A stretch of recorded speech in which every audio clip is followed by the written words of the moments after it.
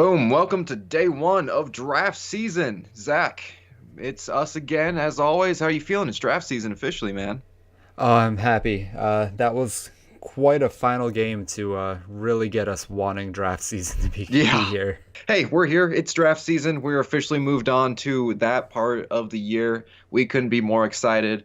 So, what's a better way to get to draft season by a mock draft? This is what me and Zach would do if we were the general managers of these teams within reason and responsibility. And obviously, the combine hasn't happened yet. Free agency hasn't happened yet. That's not really the point. We're just trying to get it out here and do what we think they would do at the moment. I think we're ready to go, Zach. Hit us off with number one. You have Chandler Jones in Arizona already, one of the premier edge rushers in the NFL. You have Marcus Golden on the other side, who is a very good edge rusher in his own right. So I do not want to take another edge rusher for the Cardinals because the delta between Marcus Golden and Nick Bosa isn't as high as the delta between their current defensive tackles, which are nobody of note, and Quinnen Williams, defensive tackle out of Alabama, who is going to be a premier defensive tackle for you for the next 10, 12 years. And don't look back. I cannot argue with a single thing you said. And for that reason, for number two was San Francisco that I got the honor of picking for. I take Nick Bosa. Is that I mean, right? So go do the Jets. Yeah, I mean that's the ideal situation for the 49ers if they're not trading. So with the Jets now, they are also in need of an edge. Josh Allen out of Kentucky would still be there in this situation. So I'm going to say Josh Allen goes to New York to become part of the Jets.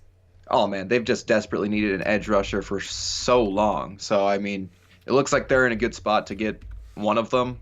Josh Allen would be a fantastic get for him. I feel like that fits right into what they do on defense. I get the honor of choosing for the Oakland Raiders. I don't think either of us. I think that's why you actually gave me the evens. I'm going to go a little bit interesting, and I think if you guys have followed this whatsoever, it won't be this most surprising pick, but I think they want to keep building the trenches. So I'm going to give them, at the moment, the best offensive lineman available in Jonah Williams. Going to go a little bit different with it here. This is a team that's not ready to compete next year, so I don't think they need to make that splash move.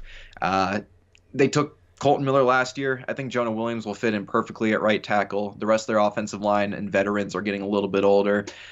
Whoever your quarterback is for the next future, whether it be Derek Carr or they're going to dip into the next draft class, you're going to want to protect him. Get Jonah Williams, who's a little bit more of a sure thing at the tackle prospect, and go all in on building the trenches. This leaves the Bucks in a little bit of a sticky situation because they were probably hoping that Jonah Williams fell to them at 5. Ed Oliver out of Houston is the only weapon on that Houston defensive line. He was getting double or triple teamed all season. He had to run in with his coach where the coach ended up getting fired. We're not going to move him to linebacker like some other people are talking That's a good about. call. We're going to put him right there next to Gerald McCoy, and these two are going to wreak havoc from the interior. With the Giants, let's go. Let's keep going a little bit bold, but not very bold. This has kind of been where been at with the Giants.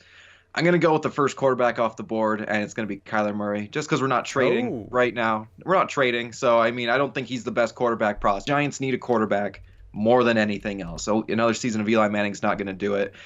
And what I've gotten from that general Dave Gettleman is he likes to make splash plays. He's drafted Christian McCaffrey and Saquon Barkley over the last 2 years. He likes his flashy players. He needs a quarterback.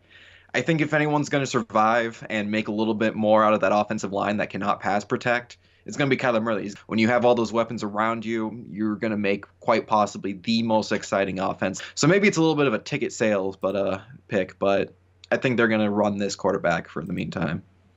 well, I was expecting you to take a quarterback there, but not Kyler Murray. So the GM of the Jacksonville Jaguars now, I'm really happy because my quarterback one is Wayne Haskins out of Ohio State. A reliable, accurate, not an incredibly deep passer, but someone who's going to be reliable and isn't going to lose you the game. And if you're Jacksonville, after having years of Blaine Gabbert and Blake Bortles, combined with that great defense that just needs them a quarterback to stay in the game, I don't see how they don't take a guy like Dwayne Haskins, who is going to be such an improvement over Blake Bortles and the Cody Kesslers of the world that they've had quarterbacking them for the past few seasons. They might be my sleeper team to make a huge jump in the standings next season if they do end up with Dwayne Haskins. At number 8, Detroit.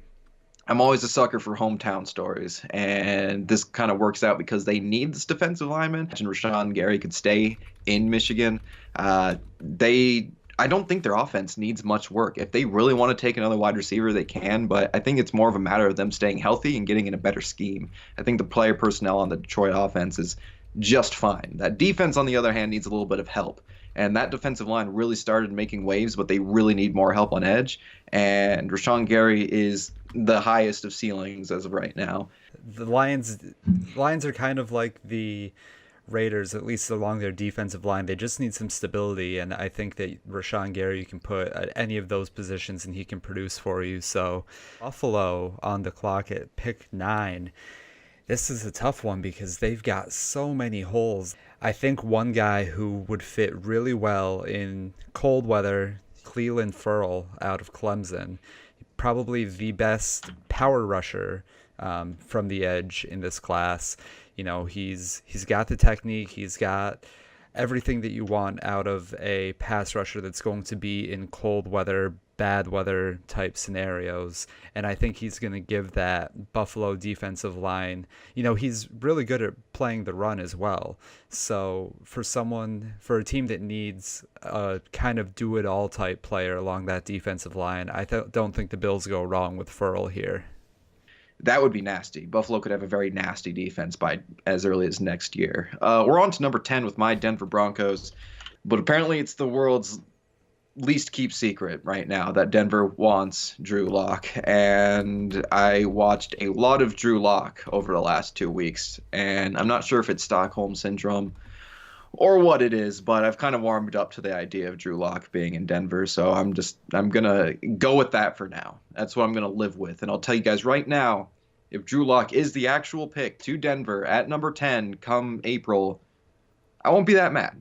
I won't be that upset. I could live with that. I think that's a fine selection.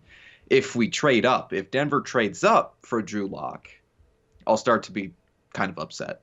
I'm not going to rock the boat for this pick. I think they'll probably go Drew Lock as of this moment. Yeah, that seems to be the common pick right now, is that John Elway loves him some Drew Lock, even to the point where the Broncos might be trading up to make sure that they get him. You know, not from the sounds of it, we're not entirely sure they would need to do that. Let's hope for your sake they don't have to give up extra picks if he's their guy. But that seems to be the common thread here, is that Drew Lock is going to be in Denver. So we'll see there.